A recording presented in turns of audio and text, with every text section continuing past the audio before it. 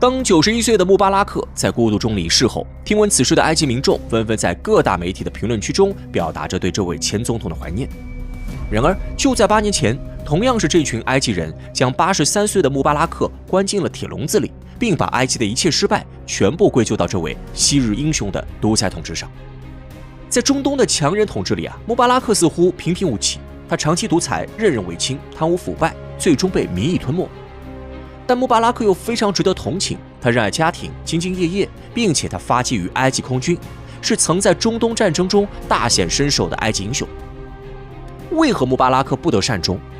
无理由倒向美国，其实是穆巴拉克最终被埃及民意吞噬的根本原因。虽然穆巴拉克是一个典型的中东强人式统治者，然而与卡扎菲、萨达姆等人比起来，穆巴拉克走的是一条极其正派的上位之路。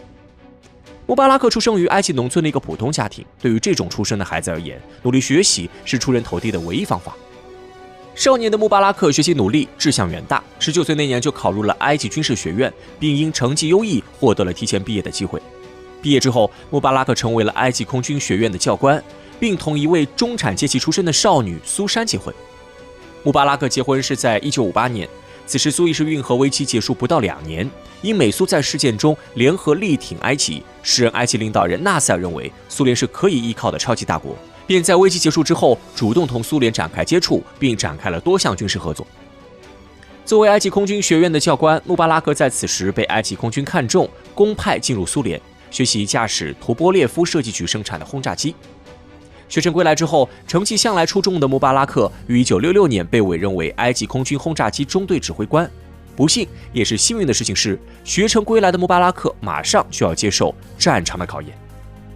1967年，第3次中东战争爆发，以色列为避免两线作战，选择对埃及进行先发制人式的打击。6月5号，以色列空军倾巢出动，数量多达183架的各式战机，以低空突破的方式进入埃及领空，试图在战争之初就将埃及空军彻底摧毁。从结果上而言，以色列人圆满完成了战争之初设定的目标。埃及空军高层对以色列的突袭毫无预警，被打了个措手不及的埃及人损失了全部420架飞机中的286架。在战争的第1周，埃及空军基本上就被宣判了死刑。不过，对于穆巴拉克而言，埃及空军的惨败却为他个人带来了上升的机会。在以色列的突袭中，穆巴拉克的轰炸机中队成功躲过了以色列的第一波轰炸。穆巴拉克在突袭结束后，亲率剩余的埃及轰炸机参与了对地面部队的支援。虽然第3次中东战争中，埃及依然以惨败收场，然而因为战争中的好运，穆巴拉克在战后顺利晋升为埃及空军参谋长。1972年4月，穆巴拉克又成为了埃及空军总司令。不过，穆巴拉克的官运亨通，在此时只被认为是吃了战败的红利，但现在急需要通过策划一次军事行动来证明自己的晋升，不是因为单纯的好运。穆巴拉克没等多久，实际上在第3次中东战争结束以后，失去了西奈的埃及人就频繁挑起同以色列的争端。阿伊两个阵营都清楚，战争的再次爆发只是时间问题。1973年10月，第4次中东战争爆发。10月6号，已成为阿拉伯联军空军司令的穆巴拉克，在仔细研究了1967年以色列突袭埃及的战报之后，决定以其人之道还治其人之身。1973年10月6号下午2点，穆巴拉克开始行动。他首先命令联军的空军主力由埃及出发，仿效6年前以色列人的飞行路线，以低空飞行的方式沿地中海东岸绕袭以色列西奈防线。在摧毁了以色列前线的防空设施和雷达站之后，14架苏联制造的轰炸机直接越过苏伊士运河，开始轰炸西南半岛深处的以军后勤设施。作为一名优秀的将军，穆巴拉克深知攻心为上。在成功执行了上述作战计划之后，他还特意派出2架埃及空军最为先进的图16型轰炸机，从地中海上空飞到以色列首都特拉维夫附近，并将机载 KSR-2 空对舰导弹直接扔到了以色列首都，作为埃及人对以色列的警告。虽然埃及并未能取得第4次中东战争的最终胜利，然而埃及空军的优异表现让阿拉伯联军在战争初期获得了中东战争中少有的胜利。穆巴拉克的成功突袭也在中东打破了以色列联军不可战胜的神话。时任埃及总统萨达特在目睹了埃及空军的成功之后，对穆巴拉克大为赏识。他授予穆巴拉克埃及共和国勋章与杰出英雄称号，并发动埃及媒体将穆巴拉克塑造为可以应对以色列威胁的埃及救星。在萨达特的提携下，已经在空军干到万人之上的穆巴拉克转至政客，凭借第4次中东战争带来的巨大声望，他于1975年4月成为埃及副总统，正式踏上了从政之路。穆巴拉克的上升之路在中东强人剧本里非常少见，大多数中东强人都来自于军队，包括埃及前总统纳赛尔在内。这些军官们在掌握了武力之后，并非通过阻挡竞选夺取政权，而是通过裹挟民意发动政变，登上军事独裁者的宝座。穆巴拉克虽然同样发迹于军队，然而其为人沉默低调，在埃及空军服役期间，除了做好自己的本职工作之外，几乎不过问政治。在第4次中东战争后步入政坛，也是因战功卓著而被萨达特政府请进来，用以博取民意支持。在成为埃及副总统之后，萨达特一直以接班人的标准培养比自己年轻10岁的穆巴拉克，而穆巴拉克也从未因获得权力而膨胀。即使是在1980年升任民族民主党总书记之后，他也保持着自己低调务实的风格。当美国国务卿基辛格会见萨达特时，同行的穆巴拉克一言不发。基辛格在结束会面之后才反应过来，萨达特旁边那位不苟言笑的副官其实就是埃及的下一任领导者。1981年，同以色列媾和的萨达特遇刺身亡。不过，或许对自己将死于刺客手下一事早有准备。在萨达特死后，埃及的权力交接极其平稳。穆巴拉克以唯一一位候选人的身份参加了新一轮埃及大选，同时获得了 98.46% 的选票。虽然很多人认为这样的投票数据有严重的造假嫌疑，但至少在穆巴拉克刚刚上台时，埃及的主流民意确实是希望穆巴拉克成为他们新的领导人。毕竟，一个务实低调且功勋卓著的民族英雄，几乎是成为国家领袖的最好模板。而且，时年51岁的穆巴拉克不仅有英雄光环，他的个人品德也同样可圈可点。在1958年同苏珊结婚之后，即使身处允许一夫多妻制的伊斯兰世界，穆巴拉克从没传出过什么绯闻。他的2个儿子，一个出生于1960年，一个出生于1963年。这2个儿子的家庭也同样称得上干净。大儿子阿兰在日后只有1个儿子，而二儿子贾麦勒只有1个女儿。在中东这种生育率爆炸的地区，全家老小不到10口人的穆巴拉克家族，简直让隔壁子孙成群的另外几家强人汗颜。因此，当初埃及人没有任何理由不选择穆巴拉克成为领袖。而当时间回到1981年，所有的埃及人也都不会怀疑这位民族英雄能在埃及从中东战争中抽身以后步入经济发展的快车道。在穆巴拉克接任埃及总统时，埃及国内的局势并不太平。虽然已经结束了同以色列的战争，并可以将大量军费挪用到经济发展上，但是前2年爆发的伊朗伊斯兰革命又让整个地区面临新兴极端宗教势力的威胁。穆巴拉克清楚地认识到，这些宗教势力将会成为未来埃及的最大敌人。他一方面在经济上进行改革，促进埃及工商业发展，另一方面在全国推行彻底的世俗化政策，将极端宗教势力扼杀在襁褓当中。穆巴拉克不仅在内政上作为颇多，在外交上也极其积极。穆巴拉克的外交形象同他的邻居那个四处出击的卡扎菲形成了鲜明对比。他追随美国的中东政策，但在巴以问题上毫不退让，并于1988年承认巴勒斯坦国。他为了埃及的国家利益，即使面对刺杀风险，也不终止同以色列的合约。但在得罪了中东阿拉伯国家之后，也知道从头制定计划修复埃及在阿拉伯国家中的声誉。在对华方面，穆巴拉克也是对我国最为热心的领导人之一。在成为埃及总统之前，他就曾以副总统的身份访华，而在整个生涯当中，穆巴拉克8次访华，会见过与他同时代的几乎所有中国领导人。实际上，埃及人的判断并没有错，穆巴拉克确实是值得埃及人选择的领袖。然而不幸的是，穆巴拉克本人的品德与能力虽然都配得上埃及人的期待，但是埃及在当时的国家状况却存在一个根本无解的致命缺陷，导致穆巴拉克政权在日后轰然崩塌的根本原因有且只有一个，那就是无限膨胀的人口。实际上，自突尼斯开始的茉莉花革命之所以能在极短的时间内席卷整个阿拉伯世界，其根本原因就在于，自上世纪50年代以来，整个阿拉伯世界的人口出现了一轮前所未有的膨胀。在二战结束后的半个世纪当中，整个中东的人口上涨幅度超过200%，而具体到埃及一国身上，该数据则是惊人的320%。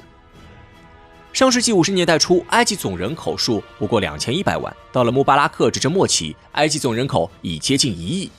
然而，人口的快速增长所带来的社会问题，不是简单的1+1等于2。在新增人口中，大多数都是出生于贫困地区的年轻人。贫困年轻人快速增长的结果，一方面是埃及的人口结构过于年轻化，职位增长速度远远赶不上人口增长速度。另一方面，则是贫困人口增长幅度远快于富裕人口的增长幅度。即使穆巴拉克始终致力于消除贫富差距，大量出生于贫困地区的新生儿依然导致埃及的贫困人口总数迅速增加。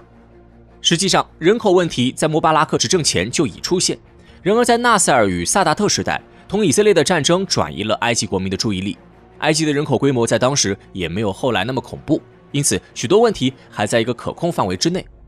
但到了穆巴拉克上台以后，巨大的人口规模所带来的副作用已愈发明显。以贫困人口的比值为例，在1980年，埃及的贫困率为 17%， 而到了1995年，埃及的贫困率却上升到了 21%。实际上，从脱贫人口的绝对数量上来讲，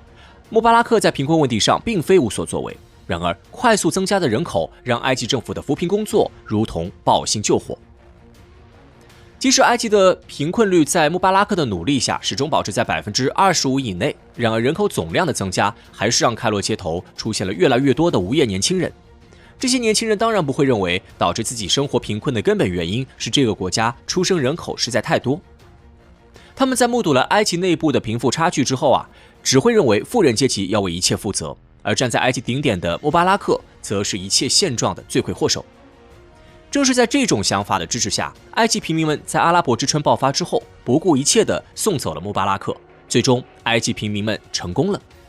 83岁的穆巴拉克被绑在笼子里接受审判，并在度过几年牢狱生活之后悲惨地死去。然而，穆巴拉克真的罪无不赦吗？事实是，穆巴拉克不仅在总统的位置上兢兢业业，在做出许多选择的时候，也同样是中东强人中最为干净的那个。然而，这样的一个领导人并没能避免毁灭的结局。为何如此？实际上，作为中东强人，却认准美国为唯一后台，是穆巴拉克不得善终的最重要原因。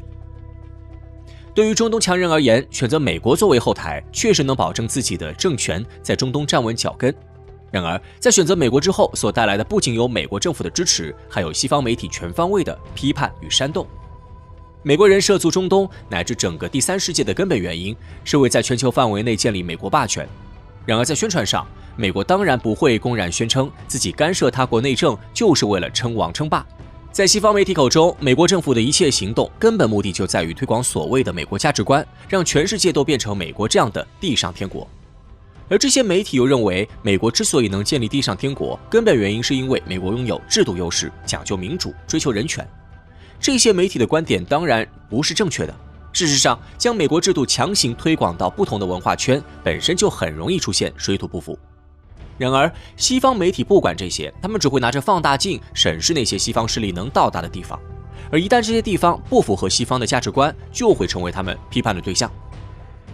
让我们把视角转回埃及。当美国牵手以色列同埃及媾和之后，当时的萨达特政府就抛弃了苏联，全面转入西方主导的中东秩序。萨达特死后，穆巴拉克没有修改前任的外交政策，仅仅在一些无关紧要的小事情上偶尔表达不赞同美国的意见。然而，美国虽然停止了颠覆埃及政权的行动，但是得以进入埃及的西方媒体却开始围着穆巴拉克挖掘黑料。穆巴拉克在1981年首次当选总统时，得票率高达 98%。在此后的4次选举中，他又以唯一候选人的身份参与选举，并凭借超 80% 的极高支持率，连续占据埃及总统的宝座。实际上，穆巴拉克之所以是唯一的候选人，根源在于民族与宗教成分都相对单一的埃及，无法在军方同政府联合的情况下诞生新的政治势力。然而，在西方媒体看来，这种有中东地域因素的政治模式就是十恶不赦的独裁，滋生腐败的土壤，以及导致埃及民众生活在水深火热中的根本原因。在西方媒体不遗余力的宣传下，穆巴拉克上任没多久，就在西方成了人人唾弃的独裁典型。西方媒体找到的第一个黑料就是穆巴拉克在红海海滨的别墅，位于沙姆沙伊赫的穆巴拉克府邸，并不能算得上是豪宅，甚至还不如许多沙特富商的别墅。然而，当找到这座估价700万美元的豪宅之后，西方媒体依然抓着穆巴拉克不放，一直质疑贫穷的埃及是否应该有一位住在别墅中的领导人。在成功挑起埃及人的疑心之后，西方媒体开始对穆巴拉克的夫人苏珊下手。在嫁给穆巴拉克之后，苏珊·穆巴拉克一直充当了贤内助的角色。她在当上第一夫人之前，曾在美国资助的埃及大学学习社会科学。而在成为第一夫人之后，她则全身心地投入慈善事业，致力于消除埃及国内的人口贩卖问题。然而，西方媒体敏锐地捕捉到苏珊用于慈善事业的经费来源不明，指责其名下数千万美元的财产都是转移埃及国家财产所得。苏珊被西方媒体一通深挖之后，她与她的慈善事业在观众眼里都成为了敛财的工具。但对穆巴拉克的质疑并没有结束。在穆巴拉克赢下1999年埃及总统大选之后，西方媒体又开始炒作穆巴拉克的儿子。他们认为，时年已71岁的穆巴拉克已不久于人世，已经到了这位独裁者指定接班人的时候。西方媒体在一通分析之后，认定穆巴拉克的次子贾迈勒将会成为穆巴拉克的接班人，并信誓旦旦地认为穆巴拉克的统治将开启穆巴拉克家族掌控埃及的历史。实际上，穆巴拉克在生前从未指定任何继承人，而穆巴拉克之所以这么做，目的就在于在其死后通过正常的大选完成能被埃及人接受的权力交接。然而，西方媒体的故事越讲越真，就连埃及人自己都开始相信贾迈勒一定会成为穆巴拉克死后的下一任埃及总统。在流言甚嚣尘上之后，穆巴拉克自己都不得不出面澄清，表示自己无意钦定贾迈勒接班。贾迈勒能否在埃及政坛上有所作为，还要看埃及人是否会选择自己这个儿子。在上面3板斧结束之后，穆巴拉克在不如意的埃及年轻人眼中已经成了新世纪的法老。法老虽然是埃及古代统治者的头衔，但可不是对穆巴拉克的恭维啊。这个头衔不仅意味着独裁专制，古埃及头衔还意味着同现代埃及水火不容。但西方媒体的狂欢并没有到此结束。在穆巴拉克一家都被打造为窃国大盗之后，他们到底吞噬了埃及多少资产，成为了西方人最感兴趣的对象。纽约时报在采访美国官员之后，认为穆巴拉克家族的资产高达20亿美元以上。虽然这一数据不仅远逊于卖石油的中东王爷们，同美国顶尖富豪比起来也少得和乞丐一样，但是在贫困人口近2000万的埃及，已经足够激起民众的怒火了。就是在这样的背景下，为埃及奉献了大半生的穆巴拉克，在阿拉伯之春中不堪一击，短短18天就从总统沦为阶下囚。而在他死后，埃及人才缓过神来，穆巴拉克虽然并不完美，但或许还真就是最适合埃及的那位总统。在穆巴拉克死后，埃及的贫困状况不仅没有任何好转，反而在继续恶化。时至今日，埃及的人口总数已突破1.1亿，贫困人口数量更是在2019年暴增至3000万以上。更糟糕的是，虽然赶走了穆巴拉克这个大蛀虫，埃及政府的债务反而有增无减。在穆巴拉克统治末期的2008年，埃及政府债务同 GDP 的比值为 61.6%。在穆巴拉克已下台多年后的2016年，反而飙升到了 94.9% 的历史峰值。穆巴拉克的故事证明，一切不符合美国价值观就选择投靠美国的统治者，都将直面西方媒体煽动起来的滔天民意。美国能保护这些国家，但却一定不会保护那些被民意反对的统治者。即使你兢兢业业，即使你家庭美满，都会成为西方媒体的攻击对象。而这些中东强人的原罪，其实就是他们不符合西方的价值观。